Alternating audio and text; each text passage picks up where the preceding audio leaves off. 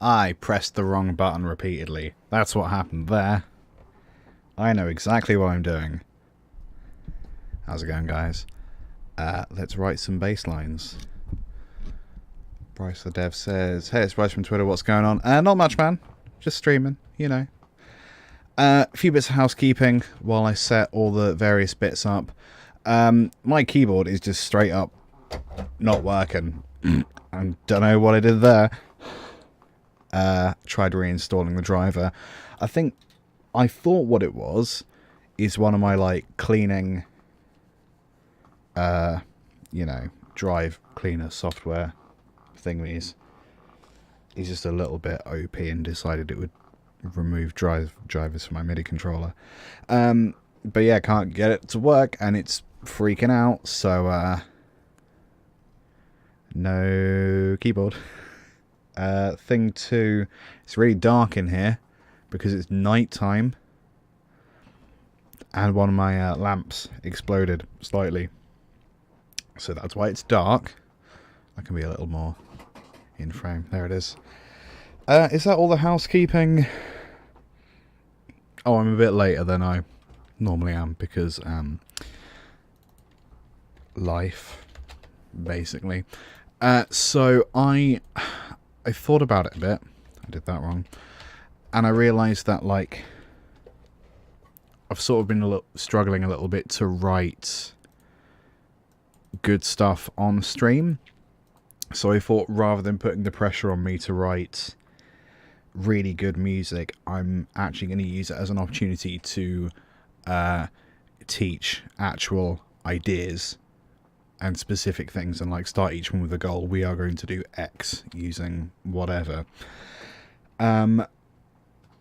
Or I'm going to come into it with a specific compositional idea that I really want to explore for whatever reason. So that's why we're calling this Basslines 101, because I want to talk about bass lines, or I want to teach bass lines. That's something that I've been writing a lot of for some reason at the moment, or thinking about more, I guess, because a lot of the music I write is kind of quirky at the moment, and having like a solid or cheesy bass line is a really good way to sell that kind of sound. Let's go for a pop kit. I'm going to keep talking while I update my tags, because you got to tag everything now. No, it isn't a rhythm game. Music performance, yes. Music production, yes. Composing, yes. Family friendly, absolutely. Educational. Can I get one more? No. That'll do. Is that going to... Nope, I selected too many. Done. Bryce the Dev, I'm building a bass guitar right now. Wow, building one. That's awesome. Is this the first instrument you've built? Tell me more. And why bass? A lot of people want to buy, a lot of people want to build guitars. You don't hear about many people wanting to build bass, which is, you know, I think something we could... I think we need more bassists in the world anyway. So I'm going to add 2 instruments, drums and bass, drums and piano, and I'm going to write a really simple 1-4-5 progression, and then we're going to look at the different kinds of bass line you could write for that progression, some which could be determined by a specific genre, others are just good or hard. Nope, first instrument you built, that's awesome. Let me know how it goes. I've done bits of guitar modding and stuff. Like, I think a lot of players go for a phase where you want to have like the precise electronics you want, the precise hardware you want, but actually that's effort I should have put into learning my instrument. So but yeah, I do kind of miss that.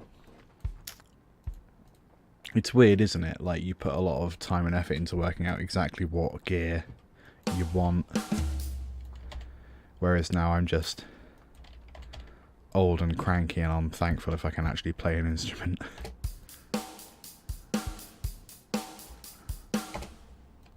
That'll do.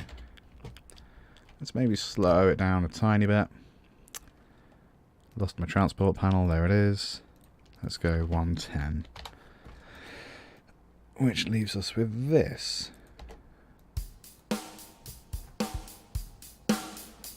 Oh yeah, the other bit of housekeeping.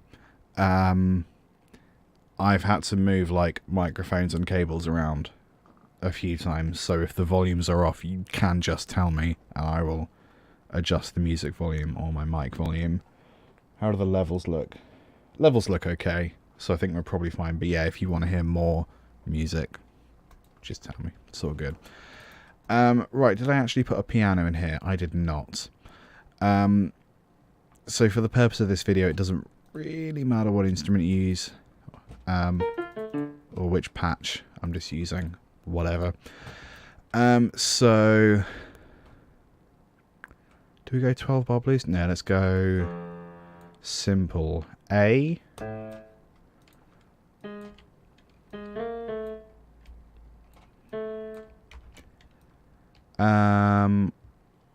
Let's write the chords first, and then let's worry about having an actual fun pattern.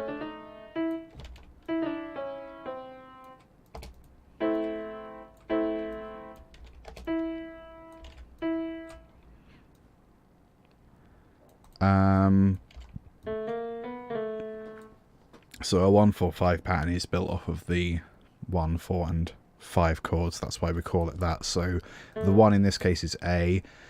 So if we want to work out what the 4 is, we go 1, 2, 3, 4, and that's up in the scale. So the 4 is D, and the 5 is therefore 1 up E. And the 5 chord actually, the 5th note appears in the 1 chord. It's the highest note. We've got the 1, the 3, and the 5. So I can double check. Yes, that is an E. Fantastic. I know what I'm doing.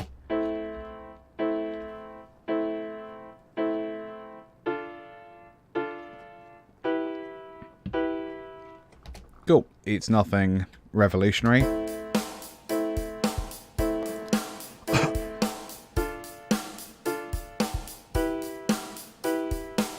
Let's go backwards. Let's do it the opposite, actually. So rather than ascending, we've got a Louis Louis type pattern. Or is it? No, I'm lying. Then,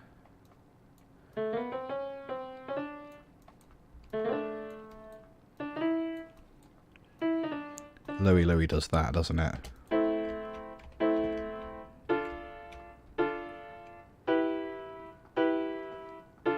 But of course, Louis Louis is major.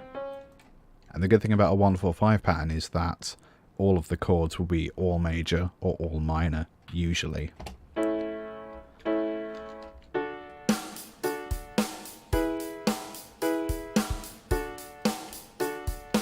So let's keep it major for the moment. Let's have a slightly more interesting pattern.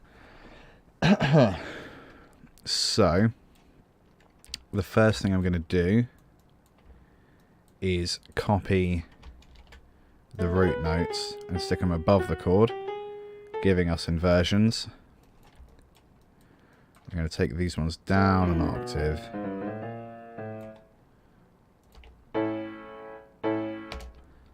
Maybe not a full octave. Nah, let's keep them there. So let's come up with a more rhythmic pattern.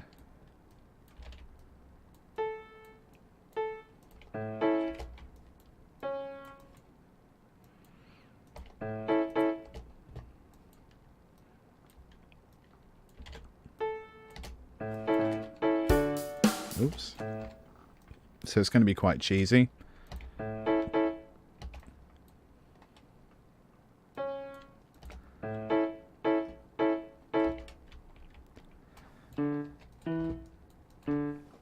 And then let's change these to 5s.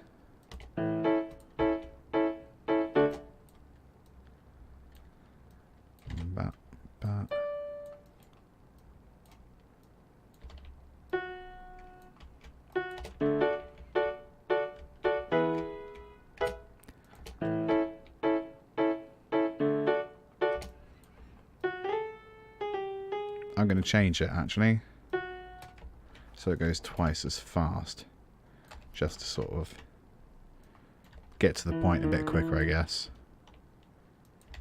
Then we extend these guys. Ooh. And then we duplicate. So now we have this.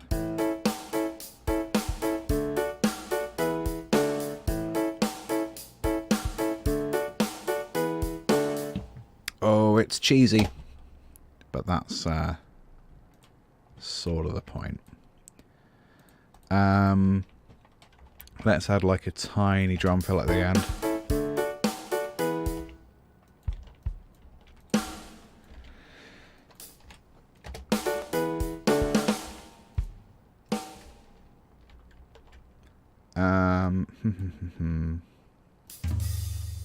Yeah, let's have one of them there. Just making it slightly less monotonous for our fictional drummer.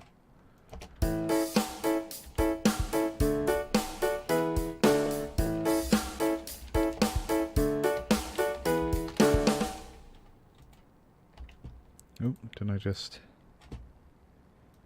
I didn't put it in a folder, did I? Ah, that's fine. I hope. So, that is our pattern. That's exactly, well, that's entirely what we're going to work with today. So now, how do we write a bass line? So bass lines are usually, well, I mean it varies, but in general you'll only have a single note for a bass line, or a single note at any one time. They tend not to do chords. They tend to copy the most important note of any given chord, which is usually the root note. So our first version, I'm going to get rid of all these actual chords. I'm going to get rid of these fifths as well. Actually, no, let's save that for later. That could be helpful later on. I'm also, actually, before we get into it, going to put a chord track up, because that's going to be helpful for some of you guys coming in. Chord track, create chord symbols. Yes, please. I mean, don't worry about one of the chords, I guess. Why has it done that? I want an A major. Fantastic. Oops.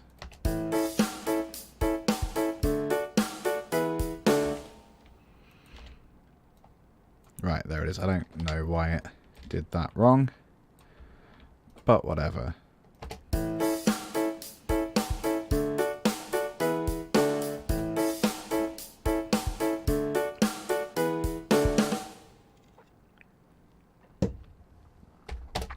Fantastic. So, now that we can see that, we can go and get rid of these fifths. And the absolute simplest form of a bass line is the root notes playing along with the chords, which would sound, hang on, let's make sure it's in the right register. Yep, that is the deepest note.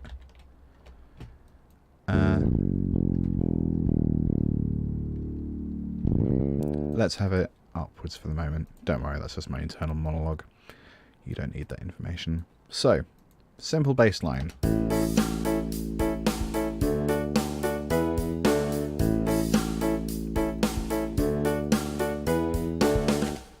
It's fine. It's just way boring. So, let's make it more rhythmic. We'll call this the AC/DC bass line, because we're going to do exactly the same thing. It's just rather than holding a note, we are going to play, in this case, 16th notes. Ooh, that sounds horrendous. It sounds horrendous because the chord track's playing the bass notes.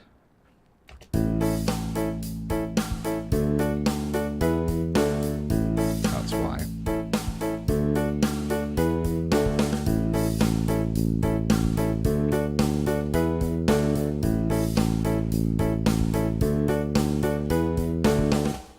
Cool. So, if we wanted to make this more realistic, this is how you would write this. You would just write 16th notes one after the other, no breaks, nothing. If you want to make this more realistic to how a bassist would feel it, I would say every other note is going to be played less hard, if that makes sense. Maybe the first beat of every bar is probably going to be slightly more aggressive, so it'll look like that in terms of velocity. Feels a bit more like someone's playing it as well.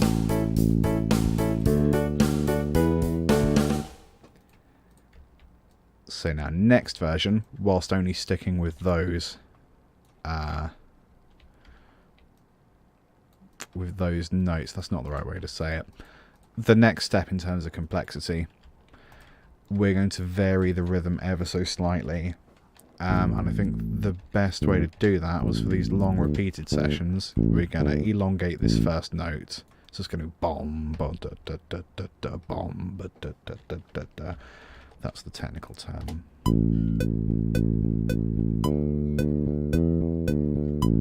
Cool. What you might do is have a few notes in between every change. So between a D and an A, you've got a C, for example. And then we can have that C again there.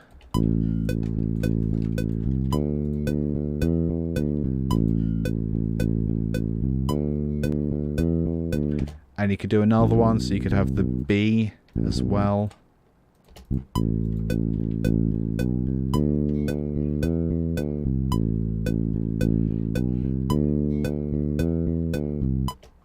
And that sounds more like something someone would actually play.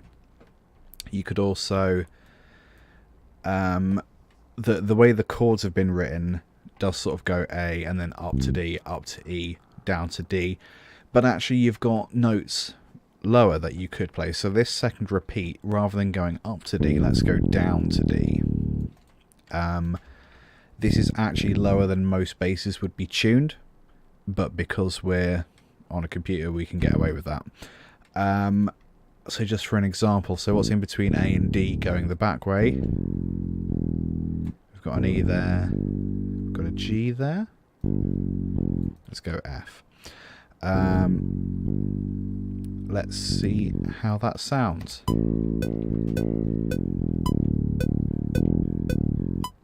Sounds a bit evil, doesn't it? Does that F actually belong there? Maybe it's F sharp.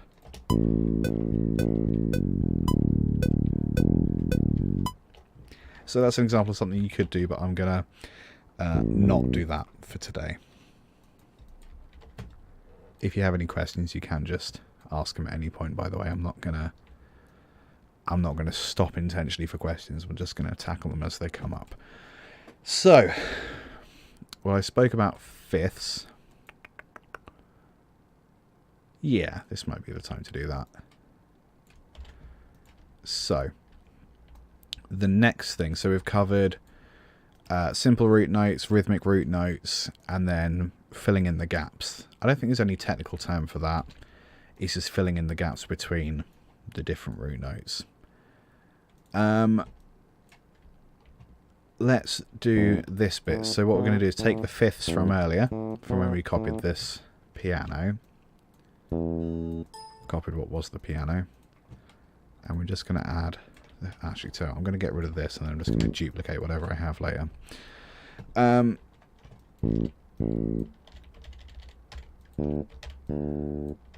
So what this is... What software is this? This is called Cubase, and I have no real... attachment is the wrong word. I have no real loyalty to Cubase other than it was the first software I got when I got my first interface, and that's kind of why I've stuck with it. I use another one called Pro Tools for work. I use a little bit of Ableton as well. I like Cubase because I know the shortcuts, basically. So this version is similar to what we had 2 iterations ago. However, the second note of every chord is the 5th of that chord. So it sounds like this.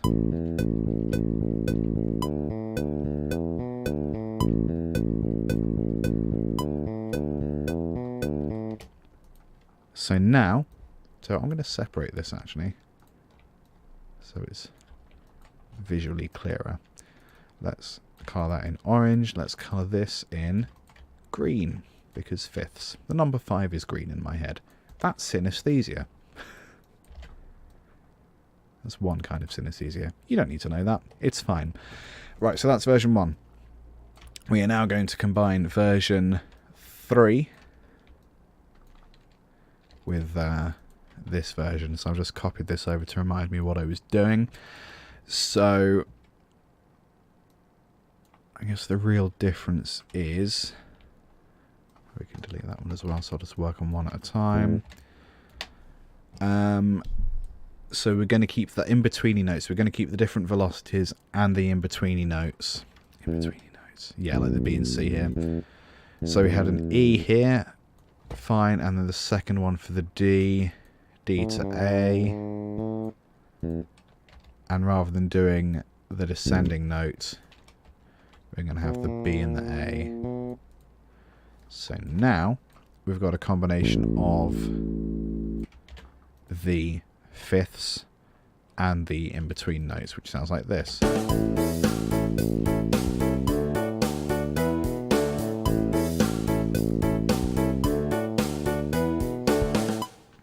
Still properly cheesy, but that's fine. Now this next version, we're going to get rid of the in-betweeny notes. Or maybe we will. Hang on, let's get to that. So, in disco, they have these patterns which are basically just alternating between a low note and a high note repeatedly. Which, this is that. So, every other note is a higher one. So, we go root 5, root 5, root 5, and then 2 transitional notes. Transitional's better than in-betweeny, isn't it? Then... the 4 chord, root 5, root 5, 5 chord, root 5, 4 chord, root 5. Sounds like this.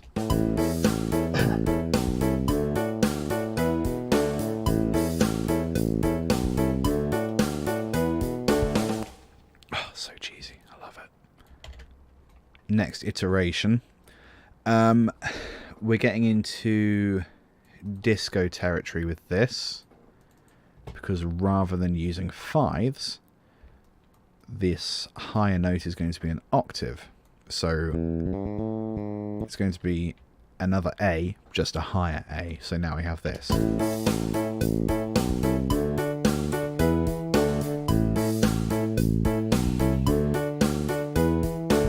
Sprout 911. How's it going, Sprout? Transitional is probably closer to a technical term. Yeah, I quite like in-betweeny, but transitional I think sounds a little more professional, doesn't it?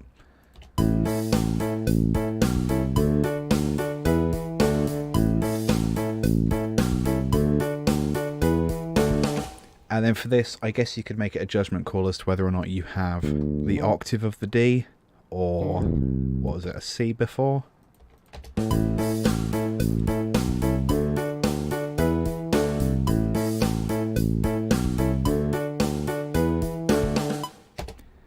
Neither of them is necessarily right, but I think having the C transitional sounds cooler. Yeah, nice one. Or you could invert it. By invert it, I mean go high-low, for example. This is going to break my brain.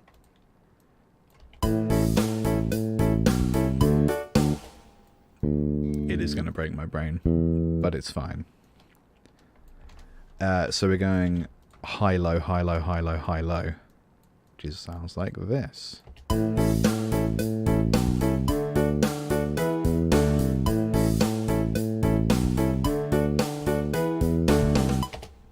Cool. Rhythmically, I sort of missed one out, so let's go back here and add another one. The reason being, this has popped into my head, in electronic music, like specifically electro, dance, any of those styles, you're quite likely to have single root notes as per this pattern, but the rhythm of them is interesting because it happens in between beats. So something like this, I'll put the click on but mute it, mute the rest of the track. Ooh, click, where you are, there you are.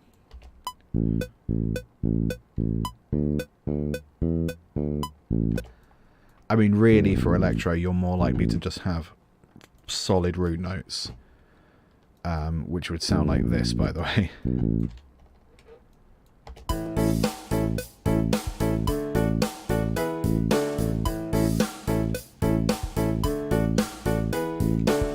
And that's not me having a dig at electronic music at all. That's just a fact that you would be more likely to stick on one chord for a very long time, rather than moving chords around. So I guess if you did move chords around, you would probably have bass notes to suit that. So this is the sort of thing that you would have if you were doing an electro song.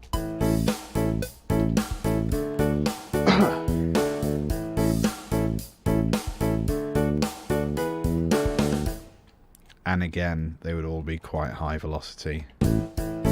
Again, I didn't say that before. Why is that again? I really hate the words I use sometimes. That's just a bit of my inner turmoil there for you. That's a bonus.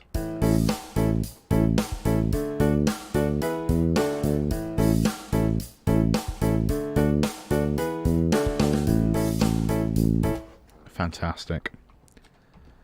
So, that's cool. We've talked about single notes, transitional notes, disco fifths, disco octaves. What's the next bit? Let's try. Yeah. Sorry, I'm just trying to work it in my head what the next sensible thing is. If there's any specific styles you want to hear, by the way, we can try and work that out. We can see if we can do a gabba bass under a cheesy piano hook. Let's do a typical blues type thing. So, blues quite often uses something called a walking bass line.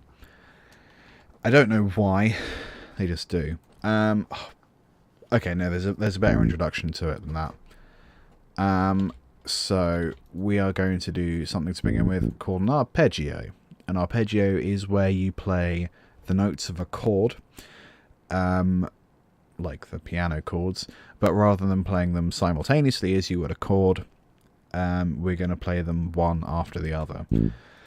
So an arpeggio for A major, well, if we've forgotten that, it's fine, we can look up here. So we need an A, a C sharp, and an E. I probably could have worked that out without having to look. And an octave.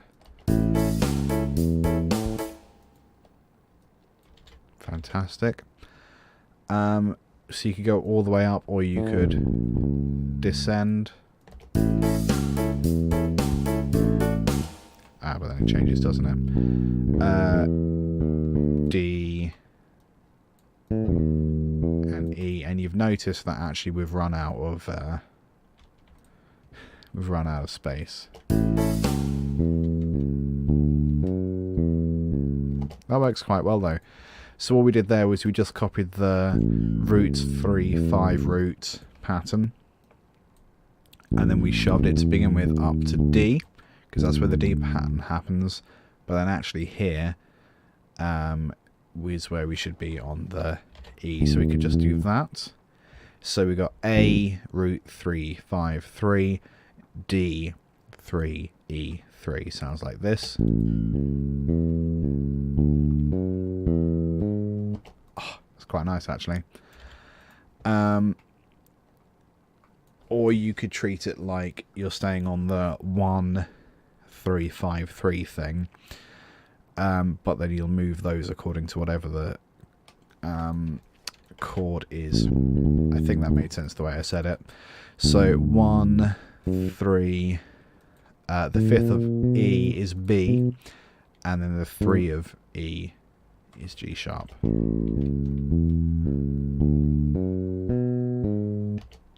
They all kind of work.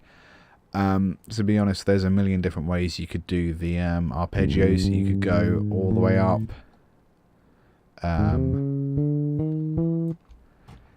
The only factor you really want to consider is your bassist's fingers, really.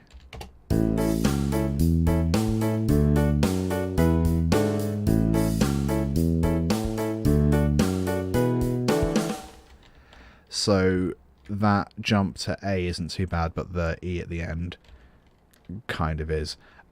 Personally, of all of these, I like the E, G sharp bit.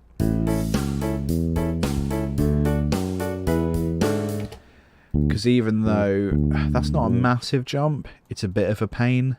Here it's fine because that's open position. D, I suppose you could do open, but you probably wouldn't. Just because if you use the top string, it can sound a bit flimsy compared to the rest of the bass, so you're more likely to do that 5th fret of the A string and then 7th fret of the A string. So actually it is a bit of a jump, but it's the same position, you've just got to move it up a step. If that didn't make sense, just don't worry about it.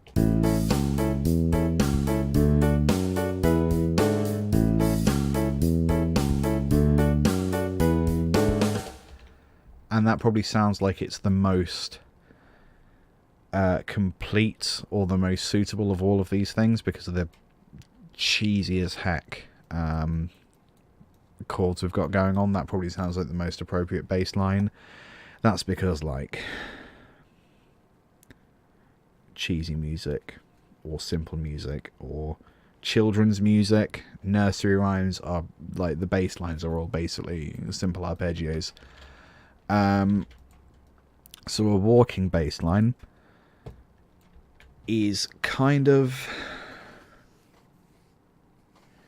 it's a kind of arpeggio, but it leans on the, you'd usually go 1, 3, 4, 5, da, da, da, da. Yeah, 1, 3, 4, 5 octave. So it'd be more like this: 1, 3, 4, 5. 1, 2. Or do you? Yeah, no, you do. Hang on, gotta check my maths.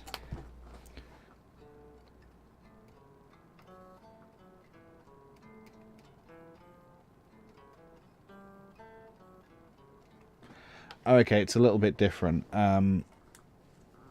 because we're in major. So blues music, let's change the chords. The reason we're changing the chords is because blues music is not always overtly major or minor. So we're just going to take these thirds, we're just going to put them in the bin. Just don't even worry about it. Just see you later. Toodaloo. Oops.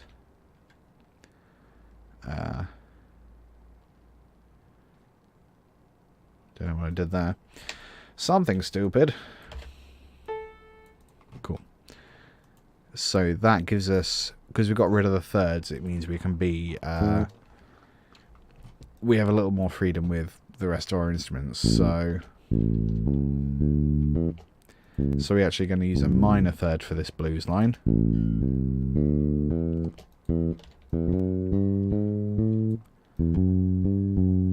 And what is it? A G.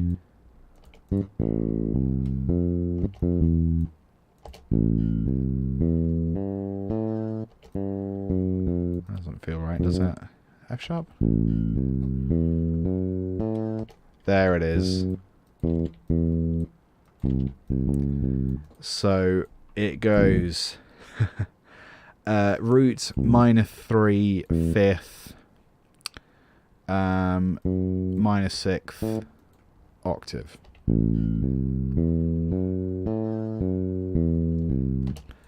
But then of course we've got these different chords here, don't we? So let's, I've already separated it because I'm smart. Good. I'm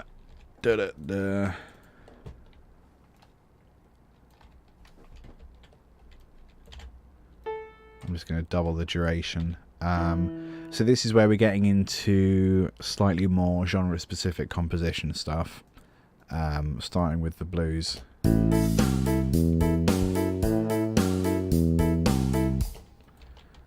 So if you're doing a 12 bar thing, that would work perfectly.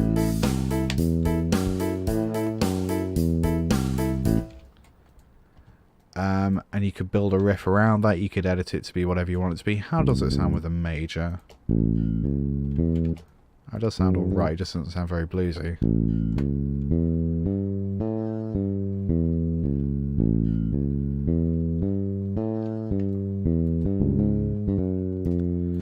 Let's try that. Oh, hang on. That was a major sixth. Ah.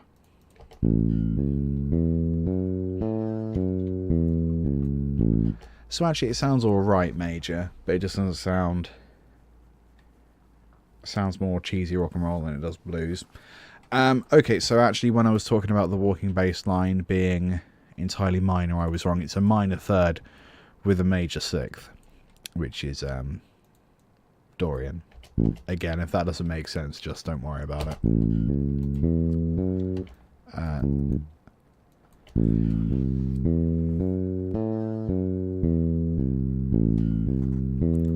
And that's basically because, like, when you do like blues solos and stuff, you tend to stick to pretty simple scales and that, just because it's tricky to actually pin down what's going on, because it will vary from blues club to blues club,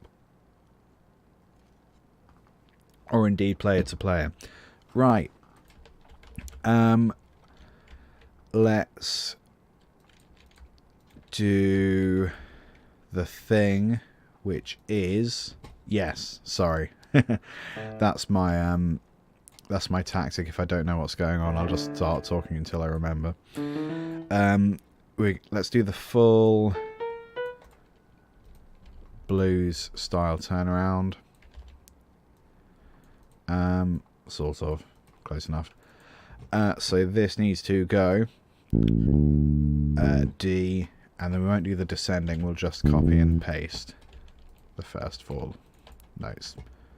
So we've got ascending A, descending A, ascending D, ascending E. Sounds like this.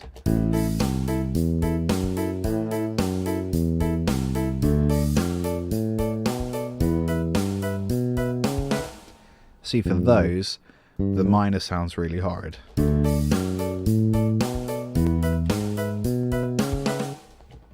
And you could always, as with the arpeggios, you could descend afterwards.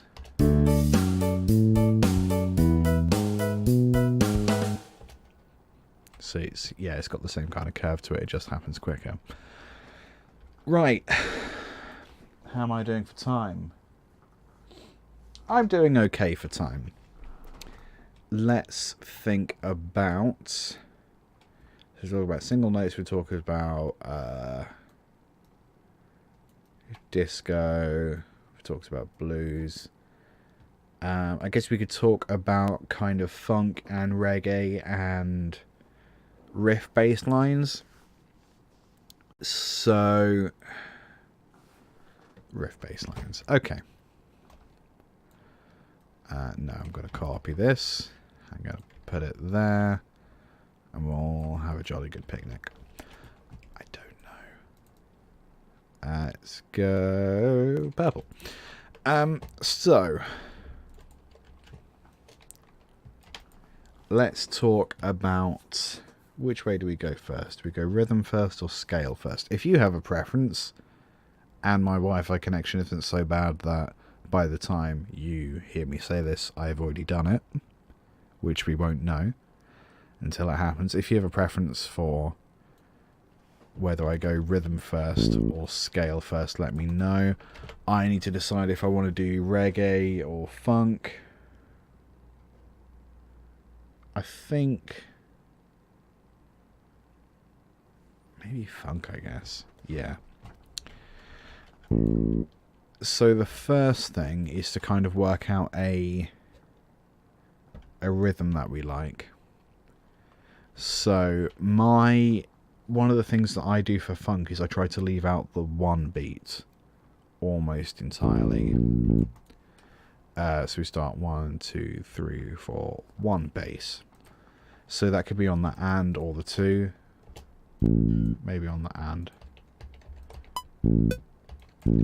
So let's just try and build.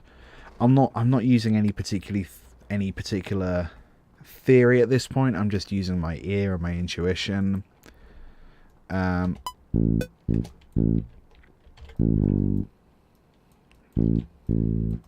about that?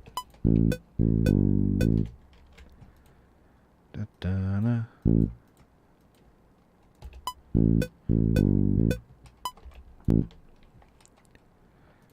Does it then go to there?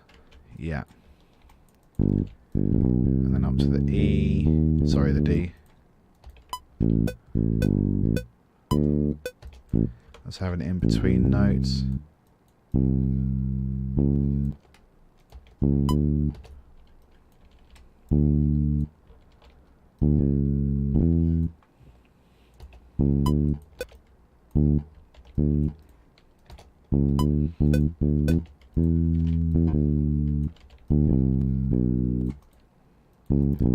Okay.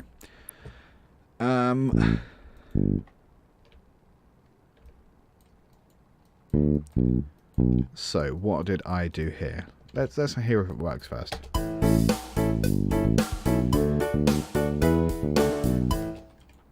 It works. So it's based on the root notes, but we're doing more of a rhythmic pattern. So the first rhythm, 1 and 2 and 3, 3 E and A, 4 and B. The cheat that I use to writing funk is either you put something on the 1 and then you do whatever, which is the Bootsy Collins method, or the other method is you just ignore the 1 and then you come in on the 1 and or the 2. So what I've done is I've ignored both the 1 and the 2, and I've got something on the and then minor 7 to make it a dominant chord. If that doesn't make sense, don't worry about it. And then we've got a 16th note A on there. Funk music is quite good at putting notes in not very much space, especially in bass. So that's literally what I've done there.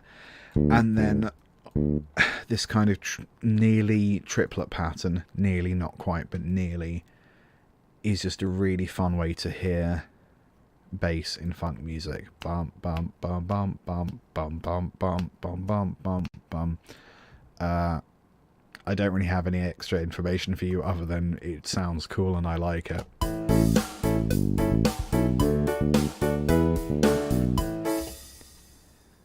Let's extend those notes. Funk, if you can repeat notes, do it. But the shorter the duration, the better. So let's try that.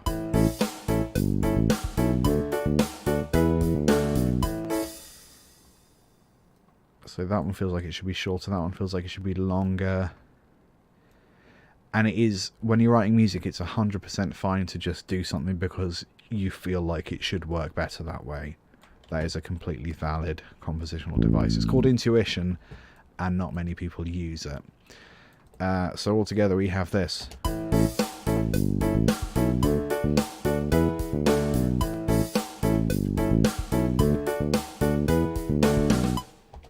Works fine. I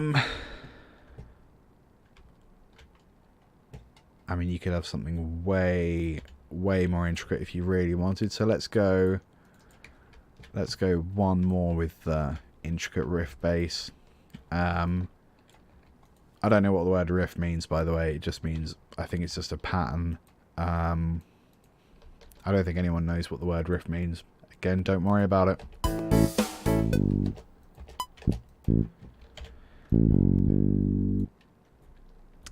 Let's try... How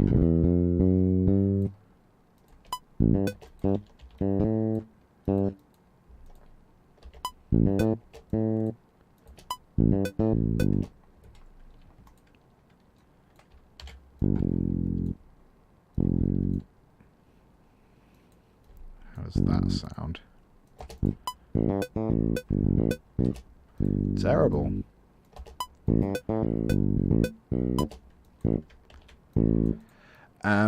So this is a fun technique, is basically repeating one note before you move to the next. Again, there isn't a technical definition for that. That's just what it is. In terms of the velocity with which you have, or digitally you imply that someone is playing this, if they've got to do a big jump, usually the first note will be kind of lazy, so low velocity, and the higher notes, because they've got to jump to get them, they're going to use more velocity, more impact to reach those notes, because it's physically further away. It's like if you've got to walk somewhere, it's low energy. If you've got to jump somewhere, it's high energy. Same deal, because it's an octave stretch, so it's going to have high energy, and it's quite fast as well.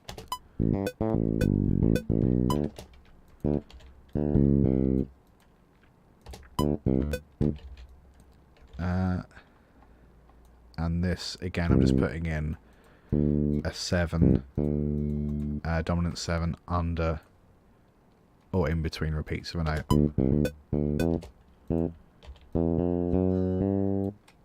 Let's see how that sounds. I'm just choosing fun notes, that's all.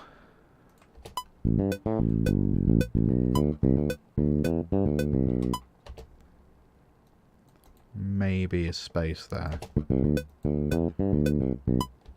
Da, da, da, da.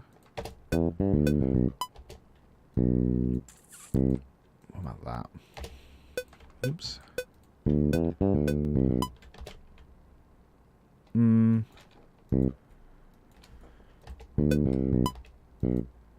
I don't know, tricky.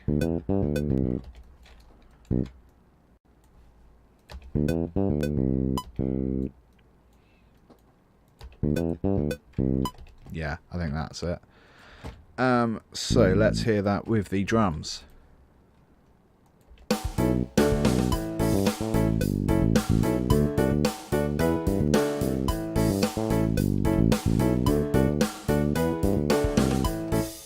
It's quite nice. Let's come up with an alternative for the repeat.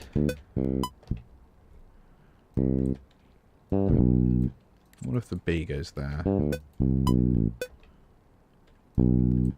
No. G? Yeah, we can do that. So when we're doing a similar thing, it's not that we're not... I can't use words today. So the first repetition, we are completely ignoring that first beat. We're still kind of ignoring it. We're not putting a important note. It's a passing tone, just a note that is kind of played and then forgotten about. Bryce the Dev says funky. Yep. So far, so funky. We're putting a passing tone on that first beat, so it's still kind of just something we're just brushing over. We're not focusing on the first beat. We're just playing a unimportant G. The Unimportant G's could be the name of my my band. Let's stick with the G there.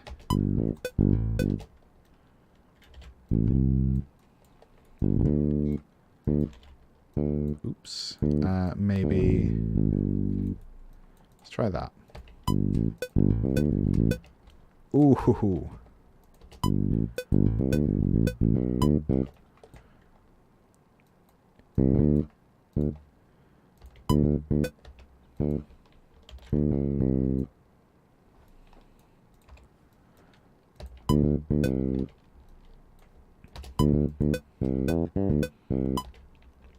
Cool, that works. I'm going to lower that because it'll be difficult to play. Let's... Oh, hang on a minute. So, let me explain that a little bit. So when you have like a complex lick like that, you'll find that players will jump into it with quite a lot of attack, quite a lot of aggression, but they won't be able to sustain that if something's quite hard. So we're going to start with high velocity. Let's Let's move this out of the way. Start with high velocity, and then it's going to curve down. And then because I've got a jump here, it's like just before when you've got the octave leaps, you're going to have more aggression with that note. That's a jump away. We're going to jump here, and we're going to keep that low. And then here it's probably something like that. It just sounds a little bit more like someone's actually playing it, you know. You can have quick repetitions. I'm going to have a bit of a gap there.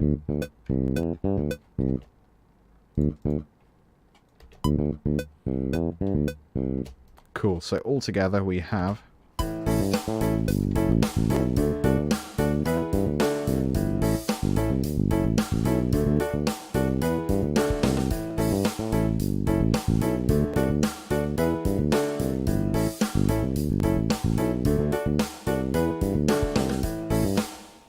so it's it takes way more attention. Did I just mute myself? No, I'm still here. Thought I muted myself. Whatever. Yeah. So when you have a riff bass line like that doesn't rely on arpeggios or octaves or fifths or just root notes, when it's doing something with the whole scale like that, and it's playing weird notes where other instruments aren't playing weird notes, it takes a lot more attention, which is exactly why that feels a bit like it's dominating, because it is. Even compared to the previous version.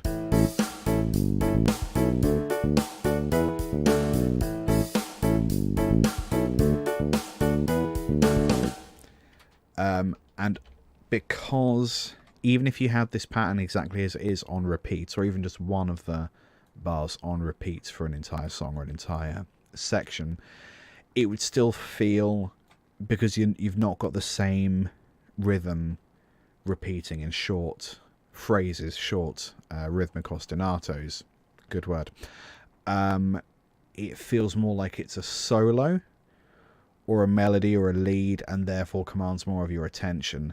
I think the more rhythmically complex a thing is and the less repetition something has, the more it feels improvised. I don't want to say that all funk bass lines are improvised, they just sound like they are. And I think that's one of the reasons that it sticks out as well, because you think someone's coming up with this on the spot, therefore it demands more of your attention, I guess. I don't know, guessing. Musicology, music psychology, I'm just not qualified to theorize about, but here we are.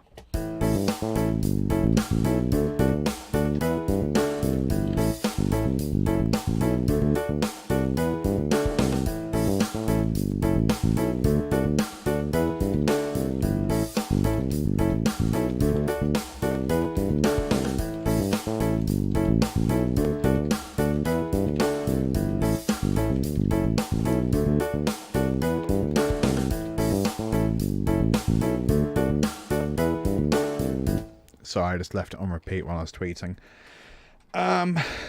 Right, what's the next thing? I had mentioned reggae, hadn't I? So, reggae is kind of riff-based as well. It's generally slower than funk, and has a lot more space. I think you're more likely to put notes on the important beats, but then have a lot more space between them. Let's see if I can work out what I'm trying to say. So let's just get the root notes in, and I think you're quite likely, depending on the subgenre within reggae, I think you might be quite likely to have these sorry, punching my mic. These short bursts of intricate stuff, but then with a lot of space between them.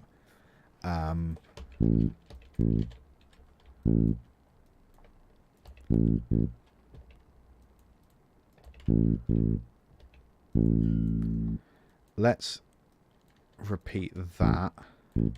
because that by itself might actually sell the reggae feel. Let's lower velocity a tiny bit. Okay, my question is, does this feel like reggae?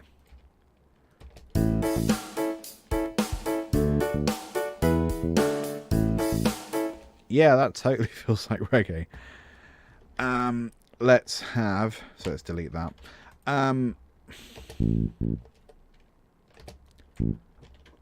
Let's try and have the last beat and a half something a little more intricate.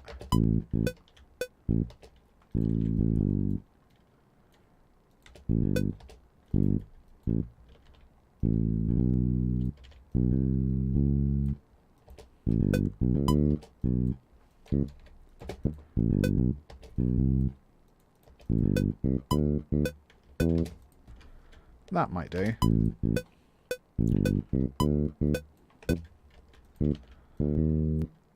going to put a D sharp in there and then we'll talk about chromatic notes in a second.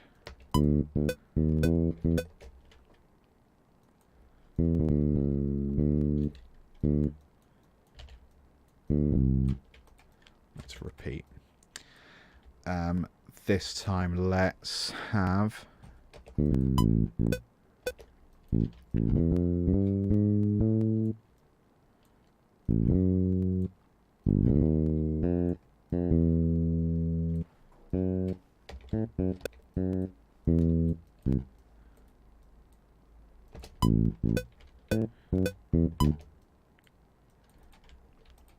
okay, so we've started with this but pattern, which we've got for the A and the D, not for the E. And that's kind of this is like the ostinato thing I was talking about. It's a pattern that we have come, that we will, it's a pattern that we will come to recognize as being the bass line. So if you want to hum along, you go ma, ma, ma, ma, the bass equivalent of lyrics or vocal melody, whatever. So those are the only actual important bits. You could 100% improvise or vamp or not even play in between those bits. As it happens, we've got root, -7, third. That took me too long to work out. Minor third in between that section. Just a short little burst of 3 notes in between. Chromatic D sharp up to the E. Chromatic notes have a really quirky feel to them, especially when they're used like this. We don't have a note in between. In the scale, diatonically, we don't have a note between D and E, so we just play D sharp. And you can get away with that in reggae and other quirky styles of music. And it sort of feels a bit, ooh, where's that come from? It's surprising because it doesn't belong to the scale, but it feels right because it is in between those 2 notes.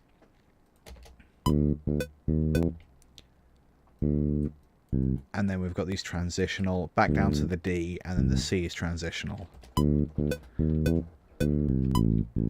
we've got that ostinato again. We've got that same triplet pattern I like. Da, da, da, da, da, da. I don't know if I hummed that right. I don't care.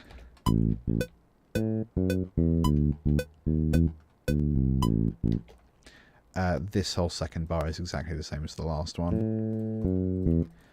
Just doing something higher because that just feels, I don't know, it just feels nice. And again, sometimes it's just about intuition. So this is our reggae pattern.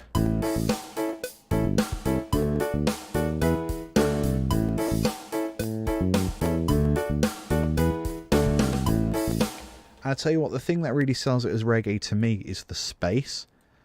There's not even like lots of space. It's just that we have this very, very definite, very purposeful couple notes and then a beat and a half of just nothing. And then we're not determined to fill the rest of the bars with anything. And I think that's one of the things about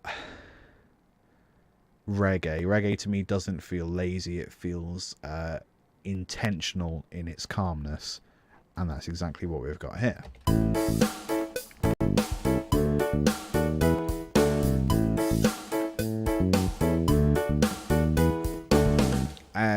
I mean, it sells it further because we've got that chat, chat, chat, chat kind of piano chords. Yeah, sounds good. I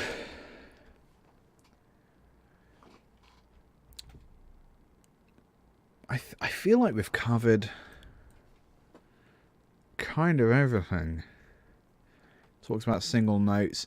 If you wanted to do extreme metal, you just half the durations. You just do it even faster than we have there. Talked about transitional tones. We've talked about octaves and fifths, disco, blues, arpeggios, walking bass, riffs. Yeah. Let's how am I doing for time? I'm just past the hour. So I normally try to go for an hour and a half if I can, although it is like 10 o'clock, but you guys are apparently fine with that. So what I might do is play with some of these drum grooves maybe, and just have them make them just sound a little bit more like their given genre. So let's stick with reggae for the moment. The chords, all I'm going to do... Actually, no, there's a few things we could do.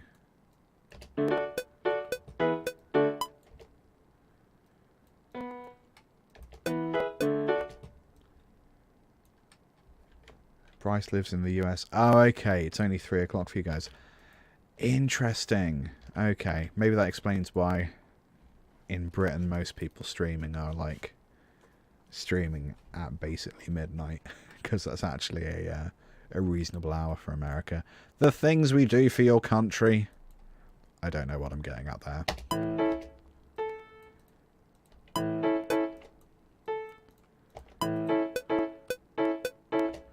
I'm doing a slight offbeat there.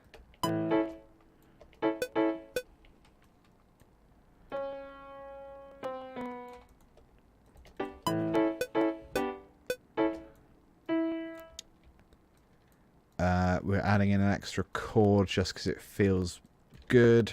Going to G.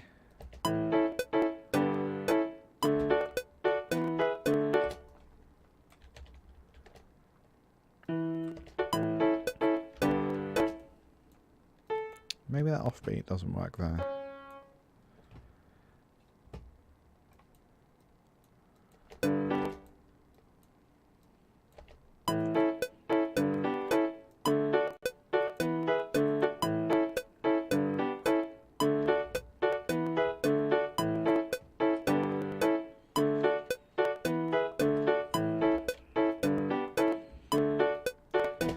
Yeah, it's more poppy than reggae, but I guess that's fine. So then the drums. Stylistically, you might not go for a snare. You might go for a rim shot, which is where you just tap the stick on the metal around the outside of the drum. And then hats. I think we'd go half the tempo as well. Let's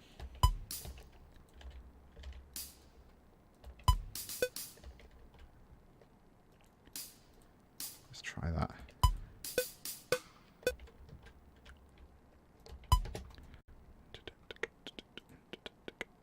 That's the pattern I'm trying to get.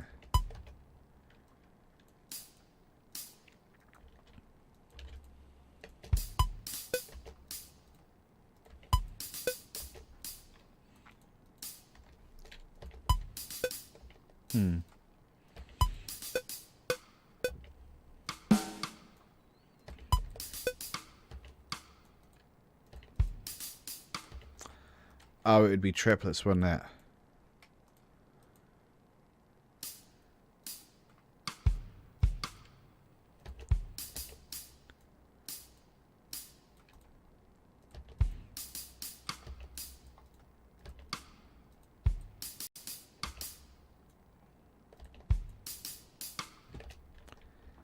That's what I was thinking of. So then that might not work for the...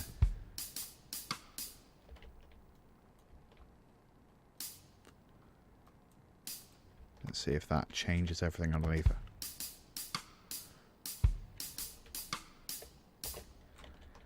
So that's quite a nice reggae drum. You don't need anything too much for that. Let's make sure these guys...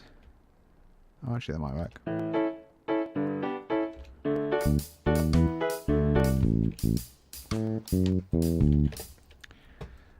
So these are going to be wrong.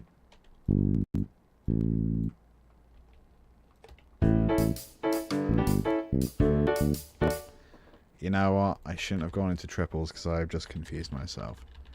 Let's get rid of all of that. Doesn't matter.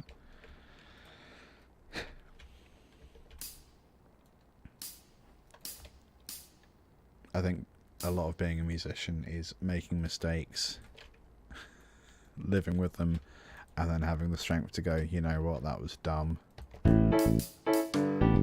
That works fine. Should have just stuck with that.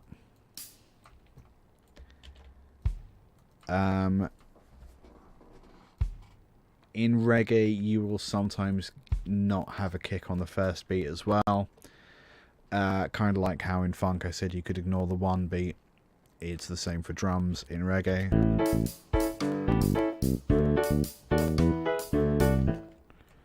That's not an ideal drum groove, but meh.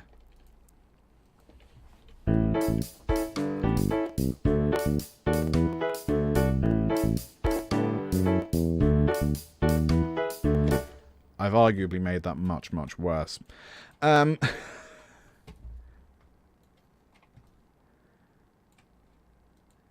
You know, I think I'm not gonna talk about any of the drums or anything. I think this is quite a nice place to actually leave it because we've covered quite a lot. We've talked about all the different styles of bass, pretty much. I think, like I said, the only stuff we haven't covered is like death metal, but that's just lots of root notes, just a lot faster. If you enjoyed this stream, I would like a few things. I would like to know what other musical things you would like me to cover in the future. So if I were to spend another hour and a half talking specifically about drums for different styles, for example, or, I mean, it would make sense if I did guitar, right? But I think that's what my entire YouTube channel is dedicated to. So having Twitch streams for guitar entirely as well feels a bit overkill. So I feel like I can use these to talk about composition and music theory.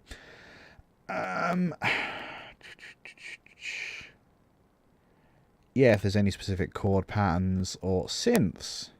Thumbs up and synth. Yeah, I could talk about different ways we use synths. Oh, actually, there's something in that. I might do that next week. Because we could talk about pads, we could talk about arpeggiators, we could talk about mono synths. Yeah. I'm going to pencil that in next Monday. So, usual stream time is Mondays. Usually starting 5:30, but actually I quite like starting later, so I might.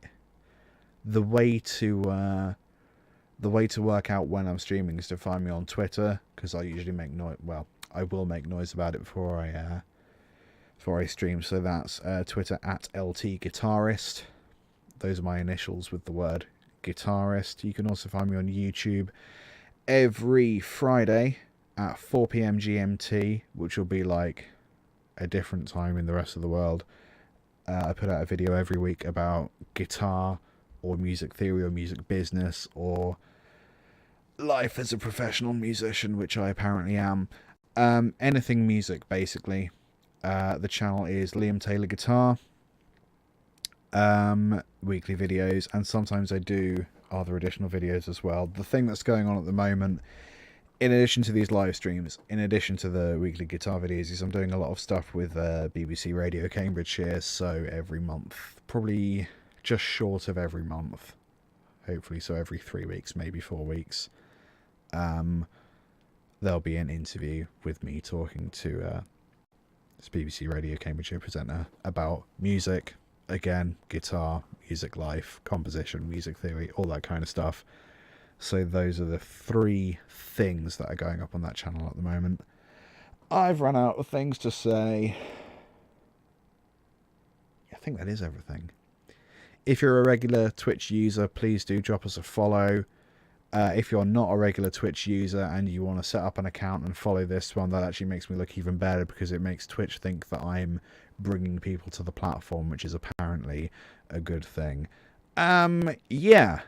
Thanks for hanging out. It's nice. I do actually really like that I'm at a point where I can actually have conversations with people while I stream, rather than streaming at a brick wall, which is also something I'm quite good at. Thanks for hanging out. And here's my end plate. Toodaloo.